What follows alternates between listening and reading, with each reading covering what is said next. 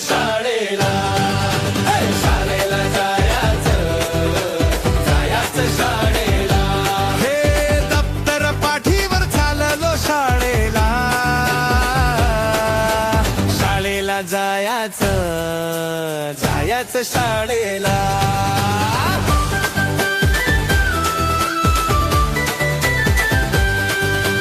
सकाळ सकाळी सूर्य तो आला, सोनेरी किरणाने नटवला मळा. युनिफॉर्म माझ्या इस्त्रीचा कडक, बुटनी मोजे दिसतात धडक. वाऱ्याशी बोलत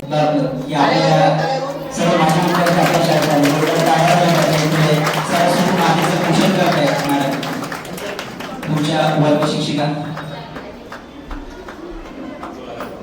1994-95-96 ची बॅच सर्व माझे विद्यार्थी आजच्या या कार्यक्रमाला उपस्थित. दीप प्रज्वलन होताना आहे.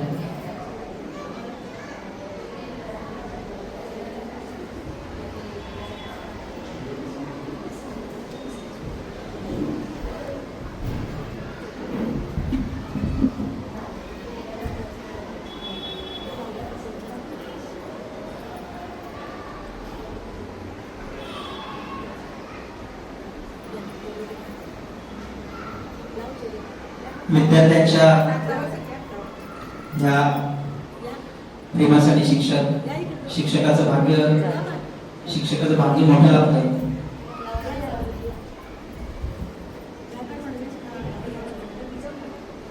त्यांच्या कार्याचा सन्मान इथे होताना दिसतोय. मोठ्या संख्येनं माझे विद्यार्थी इथे उपस्थित आहेत.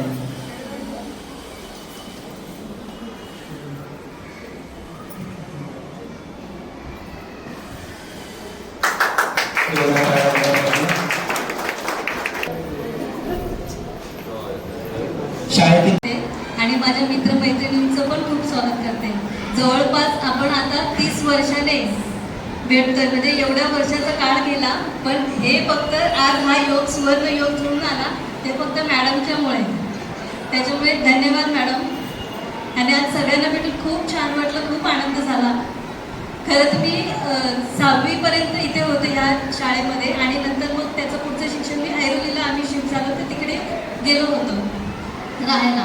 पण तरी पण एवढं अटॅचमेंट होतं स्कूलच्यासाठी, तर मी तरी म्हणजे एकटी यायचे तिकडून 7वी 8वीला, की बाबा माझ्या फ्रेंड्सना भेटायला, स्कूलमध्ये टीचर लोकांना भेटायला. आणि एवढे छान संस्कार केले त्यांनी की ते आम्ही आजपर्यंत विसरू शकत नाही. म्हणजे कधी कधी आठवण येते की अरे प्रायव्हेट स्कूलमध्ये म्हणजे ह्या ज्या गोष्टी सांगत नाहीत त्या सर मॅडमने आम्हाला इकडे म्हणजे किती आमचं त्यांनी पाया मजबूत करून घेतला. आणि मॅडम तुम्हाला तुमच्या पुढच्या आयुष्यासाठी खूप खूप शुभेच्छा. तुम्हाला चांगलं आरोग्य लाभो ही मी ईश्वरचरणी प्रार्थना करते. आणि असाच योग जुळून येऊ नेहमी सगळ्यांना भेटण्याचा. माझं शिक्षण झालं आहे MSc केमिस्ट्रीमध्ये केले, आणि मी आता फार्मास्युटिकल कंपनीमध्ये जॉबला आहे.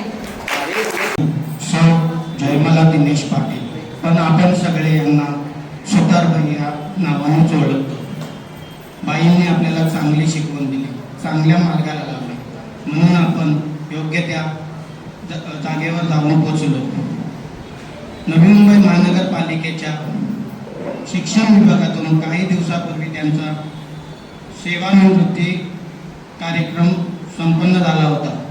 म्हणून आपण सगळे या जागी जमलो की आपण बाईंचा सत्कार समारंभ करूया आणि बाईंना भेटण्यासाठी आपण इथं आलो. म्हणून मी माझ्या सर्व मित्र मंडळाचे पुन्हा एकदा खूप मनापासून आभार मानतो. तुम्हाला सगळ्यांना माहीत आहे, बाईंनी आपल्याला खूप काही शिकवले, खूप धडे शिकवले, गणित शिकवले, वजाबाकी शिकवली, बेरीज शिकवलं, इतिहास शिकवला, भूगोल शिकवला. हे शिकवण्यामागे त्यांचा एकच प्रयत्न होता की माझा विद्यार्थी हा पुढे जाऊन योग्य मार्गाला लागला पाहिजे. आणि हा त्यांनी एक प्रामाणिक प्रयत्न त्यावेळी केला होता. आणि तो प्रामाणिक प्रयत्न आज तुम्हा सगळ्यांना बघून मला वाटतं तो यशस्वी झाला. काही दिवसापूर्वी माझं काही काम अडलं होतं, तर मी मॅडमना सांगितलं, माझा जातीचा दाखला होता. तर मॅडमनी मला लगेच सांगितलं, तो आत्ताच्या आता असशील तिथे जा, माझं नाव सांग आणि लगेच तुला 1 ते 1.5 महिन्यात जातीचा दाखला भेटेल. आणि तो मला भेटला. बाई त्यावेळी आपला सगळ्यांचा चांगला विचार करत होत्या आणि आजही चांगला विचार करतात. कारण की बाईंनी कधी आपल्याला कुणाला आपल्यामध्ये कधी भेदभाव केला नाही. सगळ्यांना सामान्य वागणूक दिली. मी एवढं बोलून इथे थांबतो. धन्यवाद. जय हिंद, जय महाराष्ट्र, जय महाराष्ट्र. हे सर्व विजय होतो आमच्या म्हणजे जसं सुशील मगाशी बोलला की आम्ही जयमाला मॅडम त्यांना बोललोच नाही, आम्ही त्यांना सुतारबाईच बोललोय आणि आमच्याकडे आजही त्यांची ओळख म्हणून मी फक्त सुतारबाई म्हणूनच आहे. त्यामुळे सर आम्ही जेव्हा शाळेमध्ये असताना म्हणजे यांच्या सासूबाई होत्या भीमाबाई, त्याच्यानंतर जेव्हा आम्ही 5वी 6वीला गेल्यानंतर जेव्हा सुतारबाई आमच्याकडे वर्गात यायच्या तेव्हा आमचा त्यांच्याकडे जो धाक होता की त्या इतक्या स्ट्रिक्ट होत्या की म्हणजे आम्हाला त्या वर्गात आल्यानंतर विचार करायला लागायचा की आमच्या अभ्यासाची वय पूर्ण आहे की नाही कुठे आहे. आणि त्याच्या दुसऱ्याचा ही जेवढी आमची मित्रमंडळी बसलेली आहे, अभ्यास हा विषय म्हणजे मी माझा पर्सनली सांगेल, अभ्यास हा विषय माझ्याकडे हा विषय नव्हता. म्हणजे मगाशी आम्ही जेव्हा इथे बसलेलो की पुढे कोण बसेल यावर आमची मारामारी झालेली की पुढच्या खुर्चीवर जाऊन कोण बसणार, कारण की मॅडमांना त्यांचा पहिला चेहरा दिसेल आणि तिथे ते बोलतील की अरे हा आहे. सो उद्याला असं नको व्हायला की पुढे बसलेले विद्यार्थी सर्वच्या सर्व हे जे की पुढे क्षेत्रात पुढे झाले आहेत किंवा काय किंवा सुशिक्षित आहेत किंवा असा विषय नाहीये. ही जी मंडळी जमा झालेली आहे ती फक्त आणि फक्त सुतारबाईंच्या प्रेमाखातीर जमा झालेली आहे. हुशार आणि कुणीत हा विषय आमच्या वर्गात कधी नव्हताच, कारण की आम्ही सर्वजण जी मित्रमंडळी जमा झालेलो आहे ती फक्त आणि फक्त सुतारबाईंच्या प्रेमाखातीर आणि त्यांच्या प्रेमाच्या पोटाखातीर आम्ही ते जमा झालेलो आहोत. म्हणजे आता विषय असा आमच्या याच्यात ठरलं होतं की प्रत्येकाने आपलं इंट्रोडक्शन द्यावं की कोण कुठे कुठे काय काय करतोय, पण ते नेक्स्ट टाइम आम्ही त्या गोष्टीला हे सर्वांचा विषय असा झाला की अरे विषय आता मी फक्त गृहिणी आहे किंवा आमचे काही माझे मित्र जे आहेत जे काही काम करतात, तर ते सर्वांनी ते सांगितलं की ऋषी आपण मॅडमांचा सत्कार करूया, नंतरच्या कुठल्या गोष्टी आपण पुढे करूया. सो मला एवढंच वाटतंय की आता ज्या कामासाठी आपण मॅडमांना बोलवलेलं आहे ते त्यांचा सत्कार आपण कंटिन्यू करूया. आपल्या मॅडम रिटायर झालेले आहेत, त्या निमित्तानं आपण सर्व विद्यार्थी इथे जमलेलो आहोत. आपण कधी भेटणार नाही भेटणार याची मला आशा नव्हती, पण आज खूप छान वाटतंय मला इथं भेटून. सर्वांना खूप आनंद होत आहे. आपल्या सर्व विद्यार्थ्यांच्या वतीने मी मॅडमचा सत्कार करते. थोडासा साडी आणलेली आहे.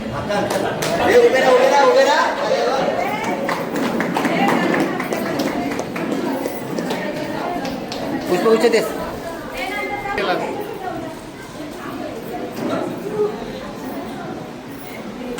खरोखरच मी बोलावं तसं हा पण सर्वांना विचार वाटतोय की नितीनने माईक घेतलाय.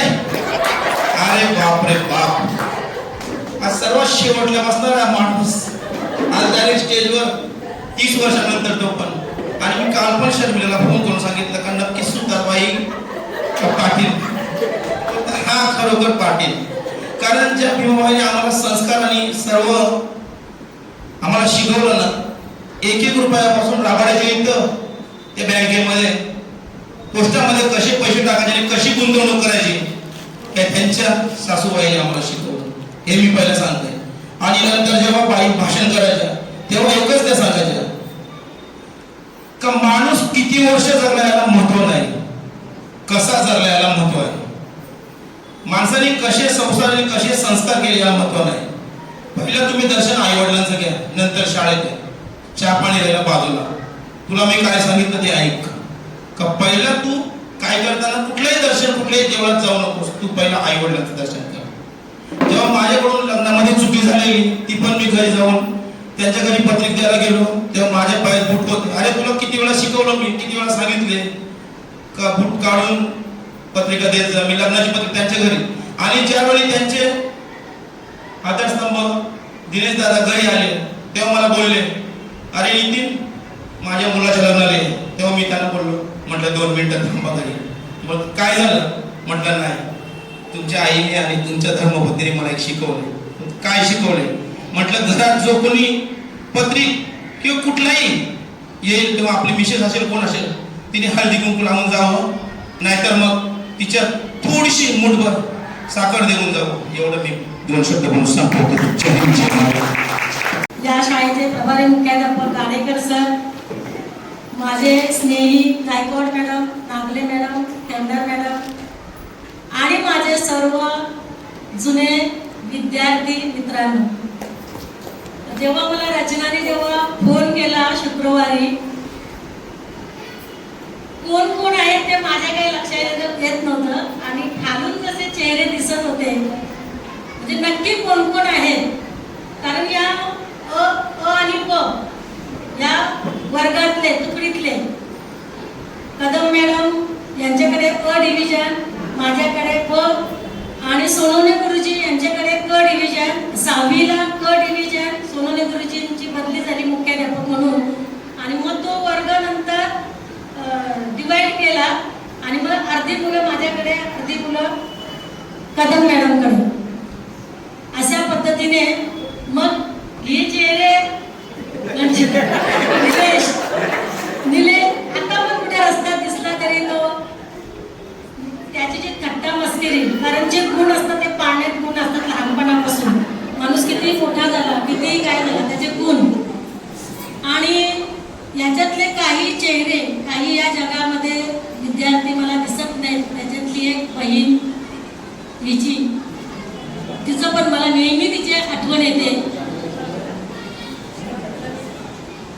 कारण आपण त्यांना शिकवलं ना, ते विद्यार्थी जेव्हा आपल्याला दिसत नाहीत. आता पण 3 विद्यार्थी पण यांनी नावं घेतली ती माझ्या आशा विष्णू म्हात्रे, एक आशा मामांची, विष्णू मामांची आशा, नाना नकोळ, एक नाना त्याचा मित्र, नाना आणि जुगलबंदी दोघांची असायची. तो पण अचानकपणे इथून. आणि अनिल मुरलीधर सुतार, अनिल मुरलीधर जाधव, कबड्डी प्लेयर. तर हे 4 विद्यार्थी, जरी ही विद्यार्थी जरी दुसऱ्या तुकड्यांमध्ये, काही विद्यार्थी दुसऱ्या तुकड्यांमध्ये जरी असले, परंतु खेळ हा जो माझ्या आवडीचा विषय, सांस्कृतिक कार्यक्रम आणि खेळ, मग या विद्यार्थ्यांना कुठे म्हणजे खो खो असू दे, कबड्डी असू दे, क्रिकेट असू दे, वाशीच्या स्पोर्ट्सच्या मैदानावर घेऊन जाण्याची जबाबदारी माझी असायची. आणि हे सर्व जे चेहरे आहेत ते सांगतात खूप घाबरायचं, म्हणजे शिस्त ही पाहिजे. शिस्तशिवाय माणूस मोठा होत नाही. माझ्या गुरुजींनी जशी मला शिस्त लावली, माझ्या घरच्या आई वडिलांनी, काका सुद्यांनी, जशी सासूबाईंनी इकडे जशी शिस्त लावली, तीच शिस्त पुढे आपण पण आपल्या विद्यार्थ्यांचं. कारण माझं जे घराणं आहे शिरवण्याचं आणि सासर, तर सासूबाई पण म्हणजे आई पण शिक्षिका आणि माहेरी माझ्या 2 काका आणि त्या 2 काकांचं इथे त्यांनी सुद्धा मुख्याध्यापक म्हणून इथं पद भूषवलेले आहे. म्हणजे सरपंच बाबा जे आहेत मोरेश्वर चिंतामण पाटील आणि PC पाटील बाबा, यांना ज्यांनी घडवलं, ज्यांनी शिकवले असे माझे धोंडू गुरुजी शिरवणे, धोंडू सुतार. तसेच माझे मिस्टर जेव्हा 7 महिन्याचे असतील तेव्हा माझे मोठे काका इथे शिक्षक मुख्याध्यापक म्हणून होते. पामवास होता, म्हणजे पांडुरंग रवी स्पोर्ट्सवाला रवी त्याचे आजोबा. तर अशी पुन्हा इथे म्हात्रे सर म्हणून होते, काशीनाथ म्हात्रे शिरवण्याचेच. त्याच्यानंतर उमाकांत गुरुजी शिरवण्याचेच. त्यानंतर पाटील सर कुक्षेत, शिरवणे कुक्षेतचे. म्हणजे त्या सांडपाड्याच्या पलीकडचे शिक्षक तेव्हा पायी किंवा सायकलने इथे प्रवास करून इथल्या विद्यार्थ्यांना, कारण कोपरखेरण्याला जे घडवलं, आज इथे जे वकील आहेत आणि राजकारणामध्ये जे आग्रही असे आहेत, ते सर्व माझे माहेरचे बरेच शिक्षक. त्याचप्रमाणे माझे बाबा वासुबुवा शिरवणेकर, या गावातल्या याचे काकांना वगैरे माझ्या बाबांनीच तबला शिकवलेलं आहे. भजन इथे म्हणजे भजन सम्राट म्हणून माझे बाबा वासुबुवा शिरवणे. तर इथे जे 2 हे आहेत, म्हणजे ते नाव दिलेले शाळेला भजन सम्राट, त्यांचे जोडीचे. म्हणजे ही जी शृंखला आहे ती मला त्यांच्याकडून कुठून तरी आलेली आहे. आणि आत्ता मला चेहरे दिसतात ते सर्व चेहरे बघितल्यावर त्याच्यातले काहीतरी हा ओळखायला नाही मला अजून आला. त्याचं नाव नाही लक्षात येत. सय्यद शेख. तर बरेच तुम्ही सर्व हा योग इथे तुम्ही पण गेट टुगेदर प्रमाणे तुमचं आणि इथे मला अचानकपणे माधुरी माझ्या आता लक्षात आली. 6वीला इथून दुसऱ्या शाळेत गेली कारण दाखले बनवायचं काम माझं असायचं तेव्हा. तर तुम्ही आलात आणि मी असा मोठा कार्यक्रम करावा असं माझ्या सर्व मला या शाळेतले शिक्षक तसेच सेक्टर 2 मध्ये मी मुख्याध्यापिका आणि केंद्र समन्वयक म्हणून काम करत होते. कामाला मी नेहमी महत्त्व दिलेले आहे. काम करायचं.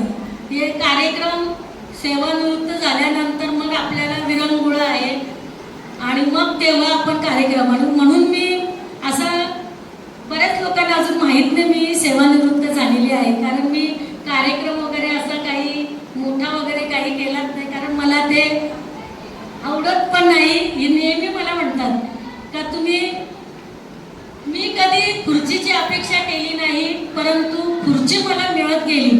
मला त्यासाठी कोणत्याही प्रकारे जास्त कष्ट करावे लागले नाही. तुमच्यापेक्षा मी जे शिक्षण घेतलेले आहे माध्यमिक शिक्षण उपाशी पोटी घेतलेलं आहे.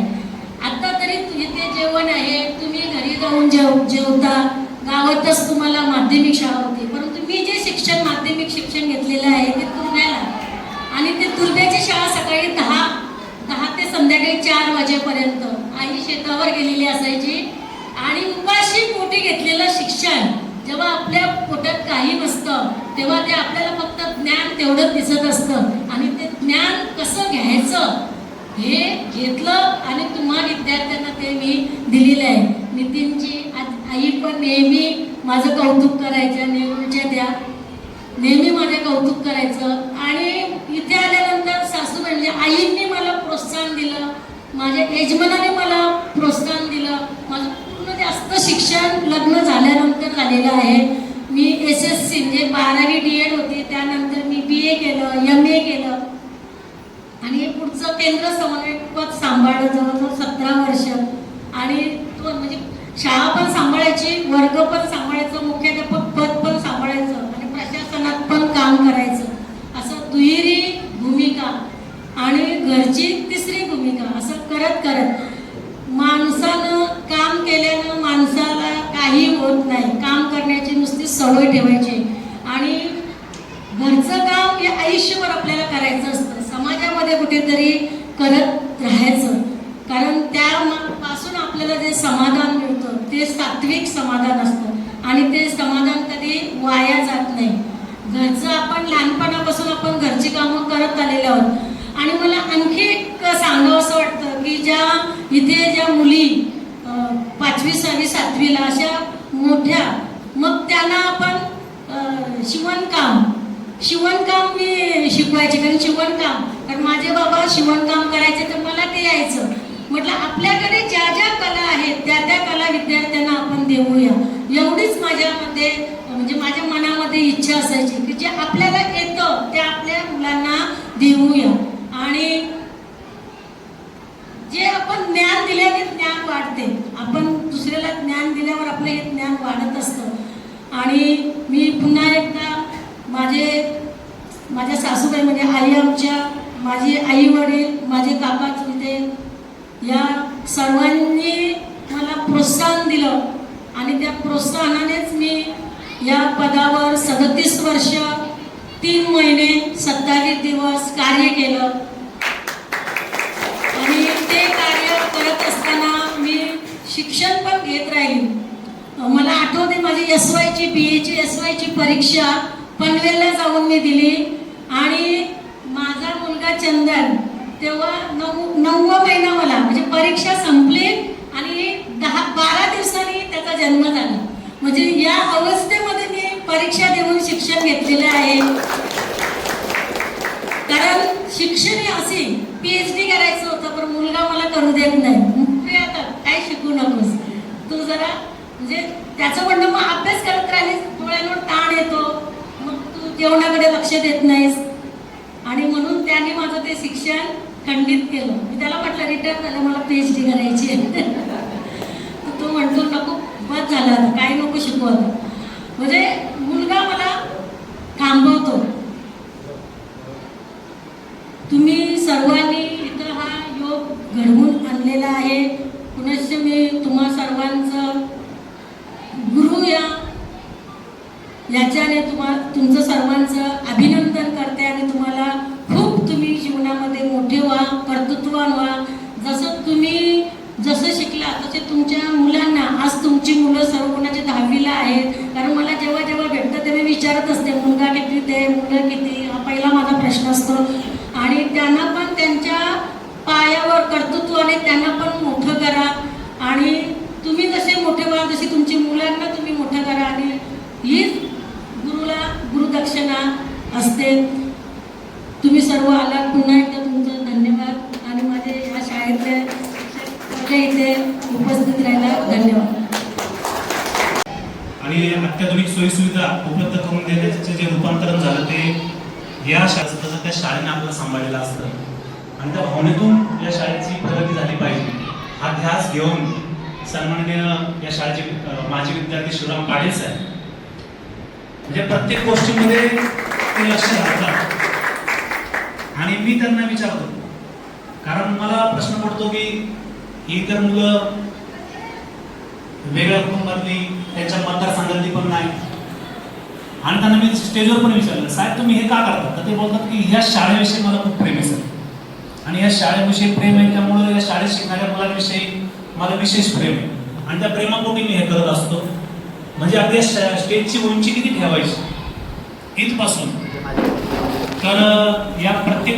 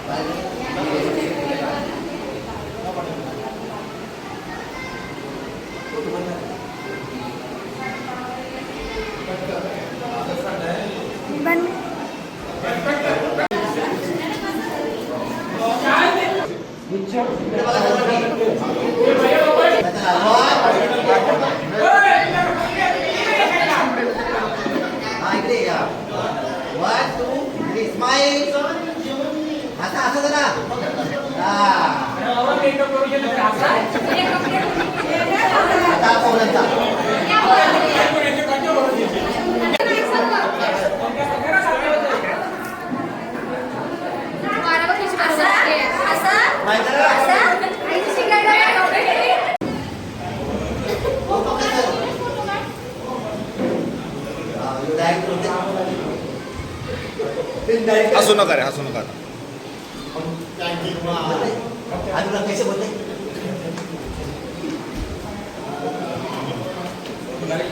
भूताचा पिक्चर नाही ना नाही रे बाबा.